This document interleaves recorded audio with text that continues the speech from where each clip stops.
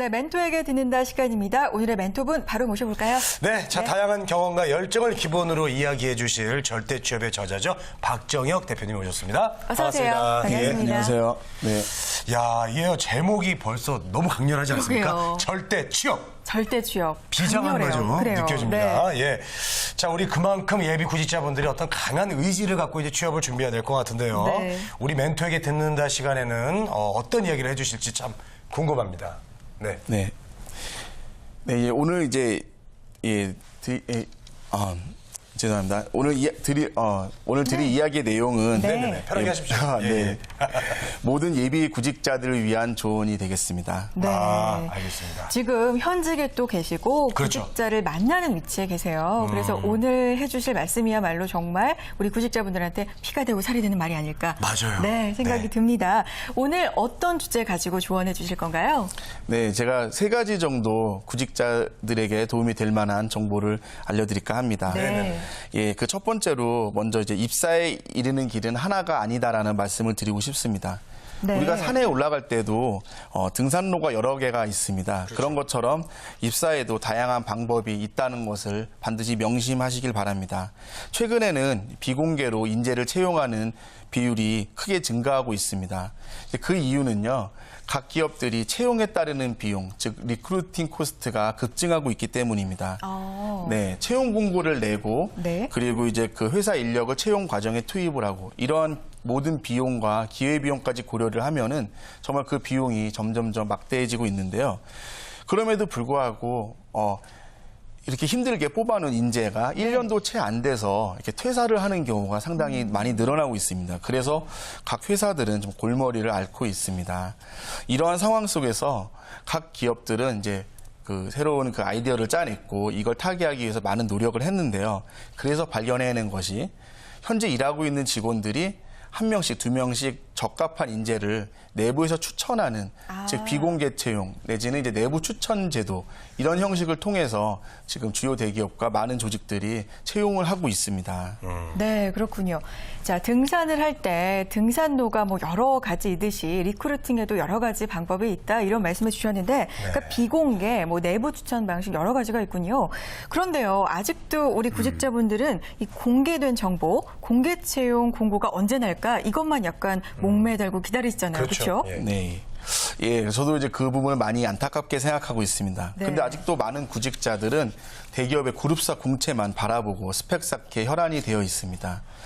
그러다 보니까 사실은 이제 매년 공채로 입사할 수 있는 인원은 아주 극소수에 불과합니다. 네. 그렇기 때문에 다양한 방법을 통해서 입사를 하는 노력을 해야 됨에도 불구하고 아직도 이런 그 다양한 방식에 대한 인지가 덜 돼서 많은 구직자들이 스펙만을 한탄하면서 시간을 낭비하고 있는 것이 현실입니다. 네.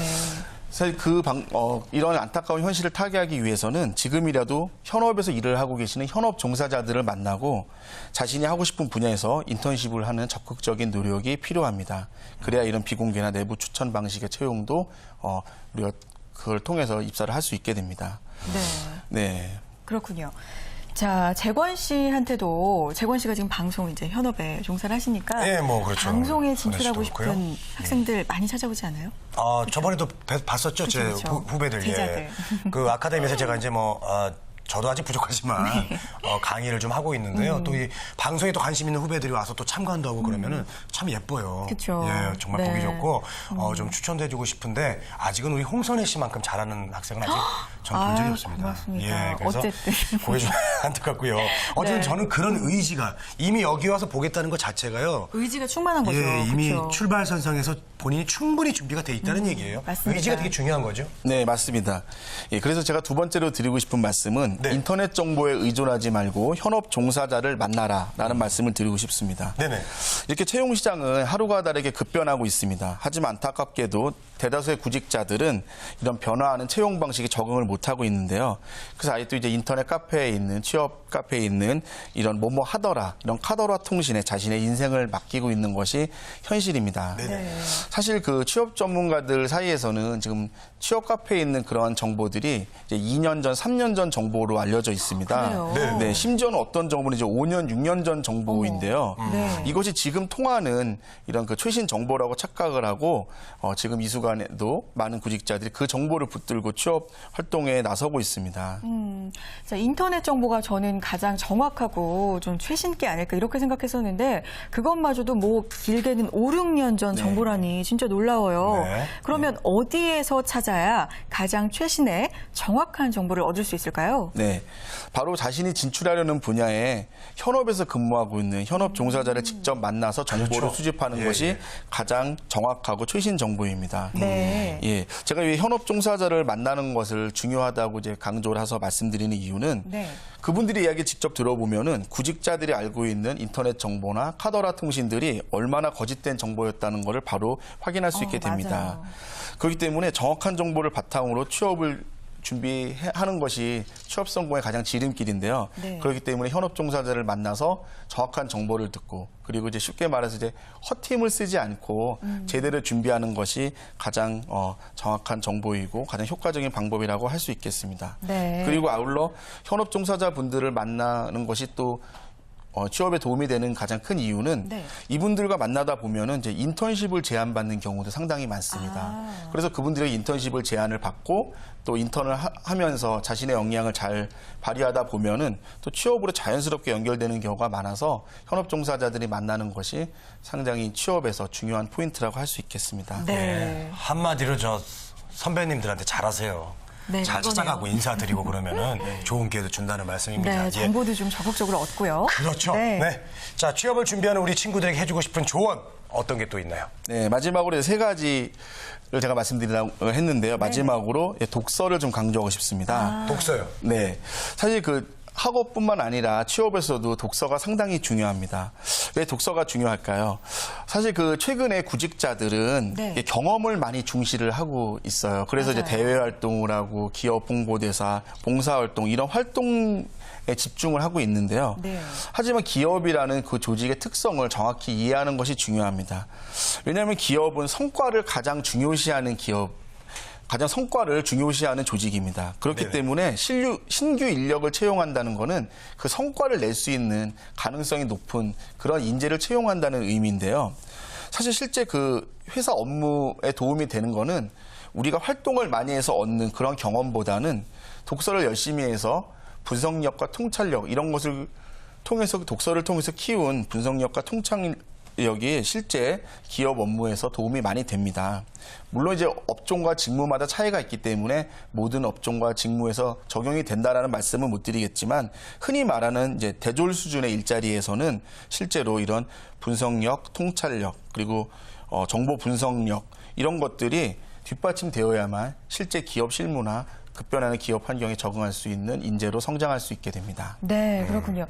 그래서인지 요즘 기업에서도 인문학 참 강조하는 열풍이 있었잖아요. 네, 독서 교육도 시키는 기업도 참 많았었는데 그런데 우리 학생들 생각만큼 독서를 참 안 하는 것 같아요. 뭐 스펙을 여러 가지 준비를 해야 되기 때문에 시간이 없다 이런 핑계도 좀 있죠. 책 읽는 학생들 많이 보셨어요, 재원 씨는? 저도 참 많이 못 봤네요. 그러고 그쵸. 보면은 저도 좀 이렇게 기사나 이런 걸 좀 많이 읽으라고 얘기하지만은 책 읽는 학생은 정말 많이 못 봤어요. 맞아요. 예. 대표님 어때요? 요즘 학생들 책 잘 안 읽죠? 네, 그렇습니다. 네. 최근 이제 20대 구직자들은 이제 인터넷, 스마트폰 시대에서 학창 시절을 보낸 세대이기 때문에 독서량이 현저히 부족합니다. 그래서 실제로 기업에서 매일매일 처리해야 되는 업무량과 각종 정보량에 대해서 너무 취약한 모습을 보이고 있는 것이 현실이고요. 이 때문에 각 기업에서 인재를 채용하고 있는 임원이나 부서장 이런 분들께서는 이런 그 20대 구직자들의 현실이 좀 안타깝다라는 말씀을 공통적으로 지적을 하고 있는 부분입니다.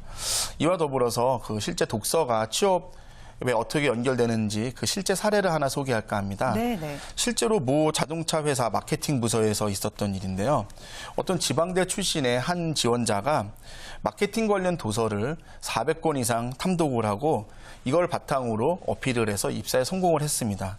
사실 마케팅 부서는 경쟁률도 가장 치열하고 준비된 구직자들이 많아서 가장 입사하기 힘든 부서로 알려져 있는데요. 이 친구가 보통 일반적으로 마케팅 부서에 지원하는 구직자들은 대외 활동을 많이 하거나 공모전을 많이 하는 친구들이 많은데 네. 이와 다르게 400권 이상의 독서를 해서 차별화된 무기를 어필해서 이것을 현업 종사자분들께서 많이 인정을 해주셔서 실제 입사한 케이스가 있습니다. 이처럼 학업뿐만 아니라 취업에도 독서가 중요하다는 말씀을 드리고 싶습니다. 네. 저 대표님 있잖아요. 네. 그 독서가 되게 중요하다고 말씀하셨는데 네.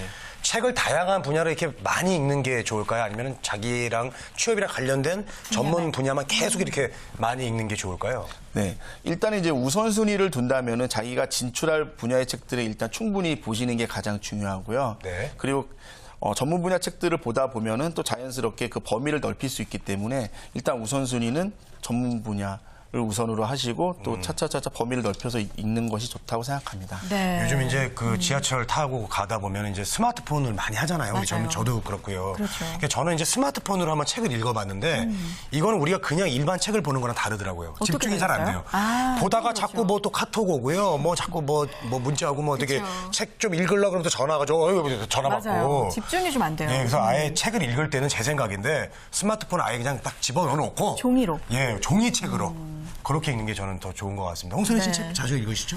많이는 못 읽고요. 그래도 한 달에 적어도 한 권은 읽자 이렇게 생각을 하는데 네네네. 잘 지켜지는지 모르겠어요. 네. 네. 자 대표님 그리고 독서 물론 중요하죠. 근데 경험을 안 쌓을 순 없잖아요. 네. 자기소개서에 좀 녹여 넣어야 되니까. 네. 근데 아까 말씀하셨던 헛힘을 좀 안 쓰려면 네. 이 알짜 경험들 어떤 걸로 좀 꼽을 수가 있을까요? 알짜 질문이에요. 아, 네.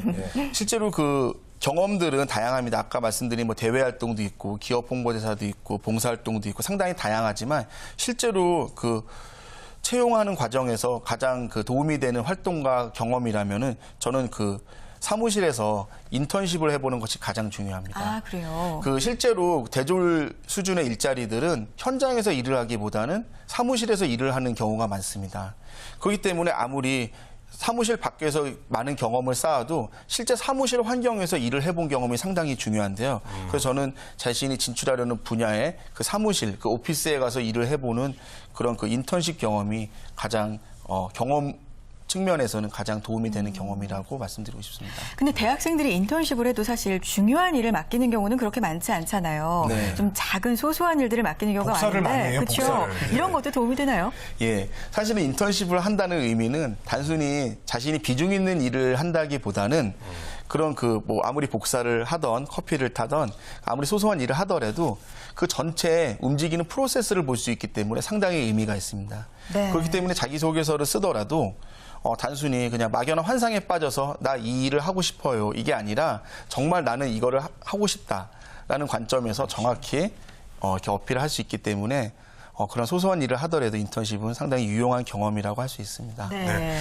대표님도 혹시 저 인턴 경험 많이 해보셨나요? 어떠셨어요? 예, 저도 한 번 인턴 경험을 했는데, 네네. 예, 그 인턴 경험이 그 실제 제가 원하는 분야로 들어갈 수 있는 좋은 그 교두보가 됐습니다. 그래서 저 같은 그렇군요. 경우는 이제 인턴 경험이 많은 도움이 됐습니다. 그 책 쓰는데도 도움이 연결이 되셨나요? 예, 많이 됐습니다.